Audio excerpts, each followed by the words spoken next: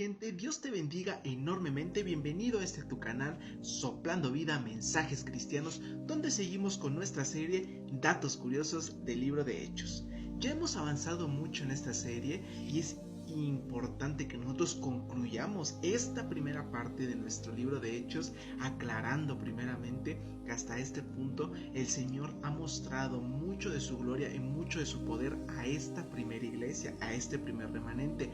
Era muy importante que el Señor, a través de grandes milagros, grandes prodigios, demostrara su poder y demostrara a la primera iglesia que estaba con ellos, que el mismo Dios que estuvo en la ley de Moisés, el mismo Dios que estuvo dándole seguimiento a esta gran obra, era el mismo Dios que se encontraba en este movimiento. Era el mismo Dios a través de los milagros y prodigios que los apóstoles hacían. Es por eso muy importante que aclaremos que el ministerio del apostolado de Cristo ya es o fue en exclusivamente para la primera iglesia, para la primera generación, para los apóstoles que Jesucristo escogió, porque al final de cuentas fue a ellos a los cuales se les dio la mayor revelación, y sobre todo fue Cristo quien capacitó a cada uno de ellos, incluyendo a Pablo, con el cual vamos a seguir nuestra segunda parte, que será el siguiente video. Pero por el momento es importante que tú entiendas que el libro de Hechos está dividido en dos partes. La primera parte es la que nos engloba a través de la vida de Pedro, de sus inicios, y la segunda parte habla acerca de Pablo. Entonces, a partir de que terminemos este capítulo, es importante que tú entiendas que hasta este momento se ha hablado de Pedro. Ahora es tiempo de hablar acerca de Pablo. Entonces, de Pedro se menciona esto último que se menciona en el capítulo 12 y no se vuelve a mencionar de él. Se hace una pequeña mención en el Nuevo Testamento, en alguna de las cartas, en las cuales hubo una disputa con Pablo, pero es la única ocasión en la que se vuelve a hablar de él, y además de las cartas que ya conocemos acerca de Pedro. Pero bueno, en realidad se habla ya muy poco acerca de él. No se sabe mucho acerca de su historia después de lo que se menciona en este capítulo, pero sigue después Pablo, sigue todavía con el propósito, llevando a cabo el propósito que Dios tiene para él. Es importante que tú en este capítulo entiendas muchas cosas interesantes que están por acontecer. Pedro es capturado, Pedro está a punto de llevarlo a la muerte. Entonces esto fue algo muy conmocionante, porque Santiago fue uno de los capturados previamente antes que Pedro y fue justamente ejecutado. Déjame leerte una porción de un libro que estoy leyendo y que es muy fascinante cómo describe lo que pasaba o lo que pasó justamente con Santiago, o mejor conocido como Jacobo. Jacobo y Juan, junto con su madre, habían pedido tronos, pero Jesús dijo bien claro que no podía haber gloria sin sufrimiento. ¿Podéis beber el vaso que yo he de beber y ser bautizados con el bautismo con el que yo soy bautizado?, les preguntó. Su respuesta audaz fue: podemos. Por supuesto, no sabían lo que estaban diciendo, pero a la larga descubrieron el alto costo de ganar un trono de gloria. Jacobo fue apresado y lo mataron, y Juan fue a parar al exilio en la isla de Patmos, preso de Roma. En verdad bebieron de la copa y participaron del bautismo del sufrimiento que el Señor había atravesado.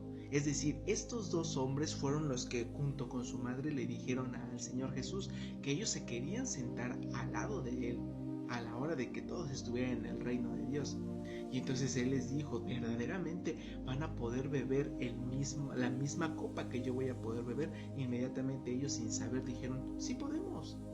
Pero no sabían exactamente lo que estaban pidiendo, y este fue para muchos el trágico final, pero realmente fue un final que el Señor tenía preparado para ellos, y fue la manera en cómo Él quiso reunirse con ellos. Es increíble ver cómo cada uno de ellos terminó sus últimos días. No terminaron con gran gloria, no terminaron con grandes cosas, pero sí terminaron y culminaron con la obra que les había sido encomendada, y era la de ir y predicar el evangelio a donde ellos tuvieran que ir. Así de sencilla era la misión, pero era grandísimo el propósito para el cual ellos fueron formados, para el cual ellos fueron enviados. Dentro de este mismo capítulo debes de entender que Dios ve nuestras pruebas y Él está trabajando constantemente. Él ve nuestras pruebas, Él escucha nuestras oraciones. Otro punto muy importante es que tú entiendas que Dios escucha nuestras oraciones.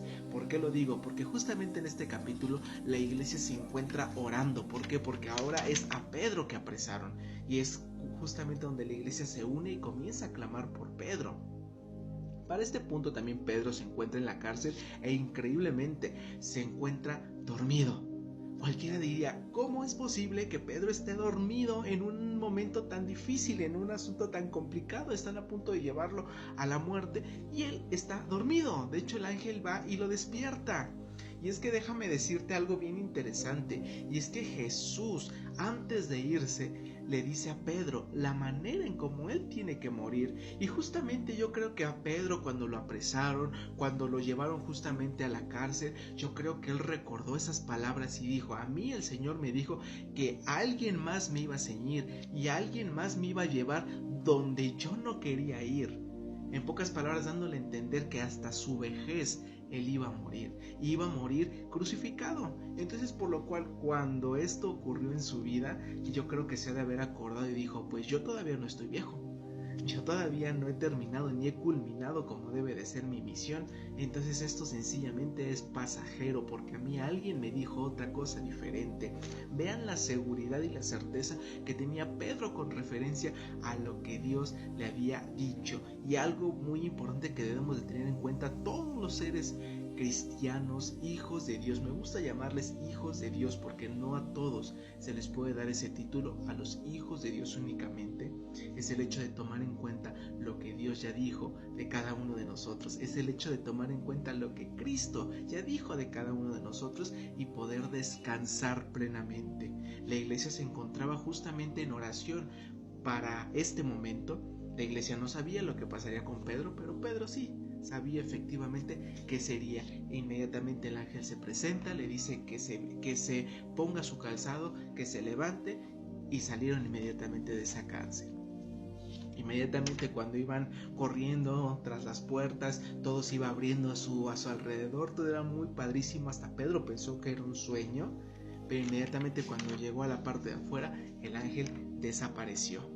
E inmediatamente él corre hacia una casa cercana donde se estaban reuniendo los cristianos, los hijos de Dios, y toca la puerta. Y bueno, de ahí es una gran historia, porque pues no le querían abrir en un principio porque pensaban que era un fantasma, porque no sé qué tanta cosa. Y bueno, al final Pedro les contó la historia de cómo el Señor lo había librado. Y por último, dentro de este capítulo también vemos cómo Dios se encarga de nuestros enemigos. Justamente después de que Pedro desaparece, de que Pedro sale de la cárcel y de que se hace la última mención de Pedro con referencia a lo que hizo después. Se menciona que al otro día hubo gran alboroto y que Herodes estaba súper molesto, súper enojado, y a los pocos días tuvo una conferencia. Esa conferencia fue grandísima, fue enorme, y todos hicieron gran bulla adorando a este hombre. Y este hombre aceptó esa adoración, y fue lo malo para él porque inmediatamente cayó muerto, y no solamente cayó muerto, sino también fue devorado por los gusanos. En pocas palabras, el Señor nos dice que Él ve nuestro sufrimiento, Él escucha nuestras oraciones y Él se encarga de nuestros enemigos. En tan solo este capítulo 12, un capítulo fascinante, tenía que terminar de esta manera. Entender que el Señor se mueve a través de la oración y Él está atento de cada uno de nosotros. Él ve nuestras pruebas y Él va a actuar en todo momento.